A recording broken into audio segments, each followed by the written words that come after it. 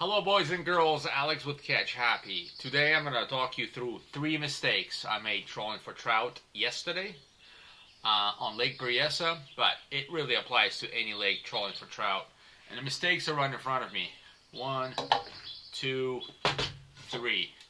And I'm going to talk you through exactly what I've done wrong that I could have done better, and the difference is getting skunk versus getting limits.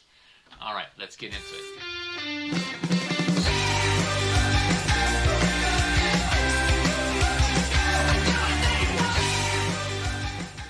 Hello boys and girls, welcome to another amazing Catch Happy video. Hopefully amazing because we'll be catching maybe. Today we're on Berryessa, we're running 2 downriggers, 2 sides. We are after those elusive trout that everybody's been catching. I heard things got a little bit tougher. There's a lot of pressure on the fish. This is about 7 o'clock in the morning, 7:30. Not a lot of boats out. So our plan was to troll for trout using speedy shiners, something like that. We also used North Coast rods, which are really, really nice and specifically built for trout trolling. And I used Abu Garcia DLC reels. Digital reels, so I can figure out my setback. The idea was we were going to troll 2 downriggers behind the boat and 2 on the side. Well, check out our setup. Let me show you what we're doing. I'm going to show you the setups, but here's one with a sliding sinker, 1/2 ounce on the side. We got one with a downrigger here, all running pretty much different variations of speedy shiners. This is another downrigger. So these are 200 feet out. This is 150 feet out. So far, no bites. We're fishing for about, I don't know, 15 minutes only. So the day started really good. We had the boat on the water by 6:30, 6:45 a.m. Started trolling, got to the trolling grounds, and had our first bite. Big bite. So the downrigger, the rod that was on the starboard downrigger just popped off, so I set the hook really kind of nicely and it started reeling. It was a big fish. And so one thing I didn't realize is how big the fish is at Berryessa at this time of year. It was crazy. I felt like it was probably like, I don't know, 6-7 pounder, maybe 8. And that was a little bit hard to work with, but I gave my buddy Vlad, who was his birthday, so I gave the rod to him and he started reeling. Now the first fish loss was, as you can see, kind of normal. That's what happens with these fish. And then when you close, it's a big fish. You feel it? Oh, big fish! Yeah. Who's driving the boat? Oh, nobody? Paul, thanks. You were supposed to watch the boat. Like, let's just drive it.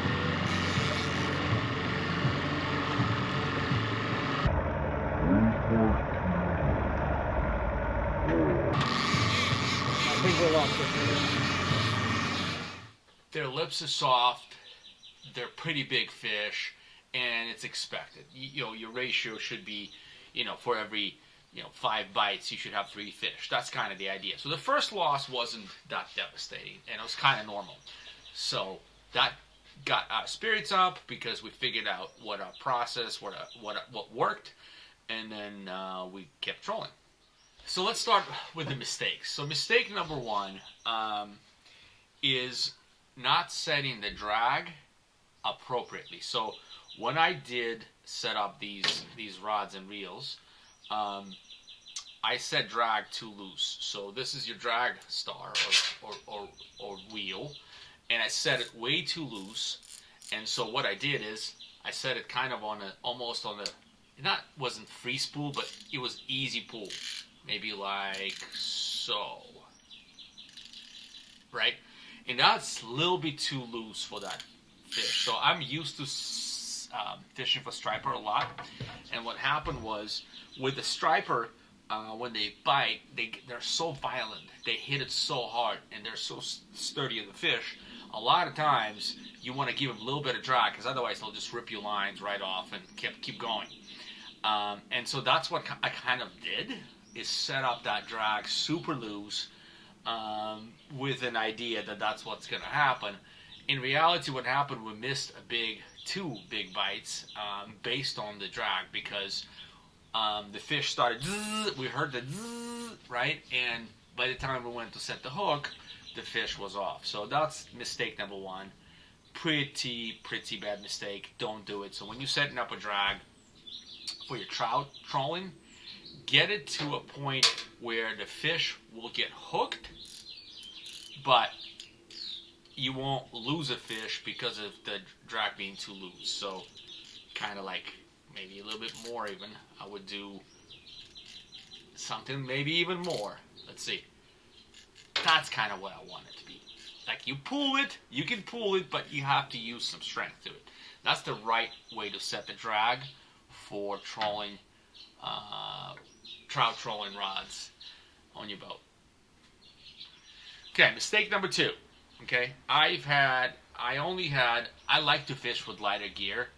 Again, underestimating the size and velocity of these early spring, I guess mid-spring, trout on Lake Berryessa. The water is still cold. It's about 59 degrees, something like that. And they're still super active. And the 4-pound Seaguar, even though this is top of the line or leader line, wasn't enough. On the second or third bite, we had a pretty big takedown. And even with my loose drag, that big takedown happened, and when I picked up the rod, there was nothing on it. So when I reeled back in, the line wasn't coiled, which tells me that the line just broke. So the leader broke. And so the way we had this set up on the rod that got hit and broken was, your simple sliding half-ounce weight to the bead, to the swivel clip, to the leader, and the leader was made of this, and that's what broke. Okay, so big takedown, very exciting.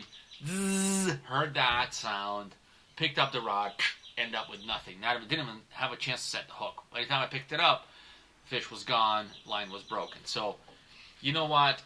Do yourself a favor. I mean, I don't know, trolling that fast, maybe you can get away with 8 or 6. I would not use 4. Unless you're fishing kokanee and you want to have this, like this tiniest profile of the line. For trout, I would use, in the future, I will use 6 or 8 pound leaders. That's just a lesson I've learned today. Mistake number 3. It's right here in this tackle box. What is my mistake number 3? It may have been the biggest one. I don't know. But as you can see, I have all these speedy shiners. So the idea is I checked, Facebook, I called some guides, and I figured out what was biting. And the speedy shiners was the way to go. We sell them at Sweeney Sports. And so I had my, a few of them in my tackle box. And when I came back from vacation before the fishing trip, I figured I'll pick up more. More different colors and varieties, so I can be, when I'm on the water, I have the choice. I can radio other guys, or I can look at Facebook, the groups, and see what people are catching them on. Well, I only ended up with, 4 or 5, maybe 4 different variations, 4 different colors. And the problem was that the shop was completely sold out of speedy shiners because that's what's biting. And so I couldn't pick up any. So I went on a fishing trip lacking what I needed to catch fish. And some people say, oh, color doesn't matter. Well, color matters a lot. You know why? Because the fish key in on certain kind of bait, or there's certain type, certain pressure, certain water color, certain bunch of different factors come together, I guess. And, they will key in on certain kind of color.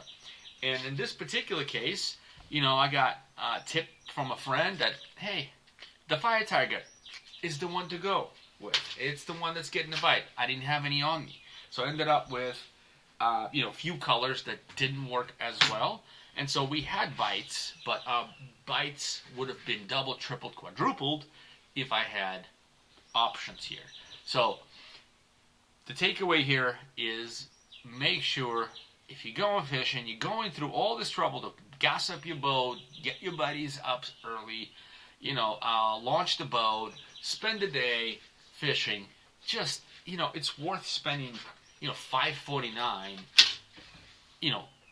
to get yourself a variety of colors. So when you understand what works, boom, you just drop that and start catching fish. That's the idea. So anyway, hope you enjoy this. Hope this helps you out. We're always learning. There's never like a day where I'm going to say, I know everything. Thank you very much. I'm done.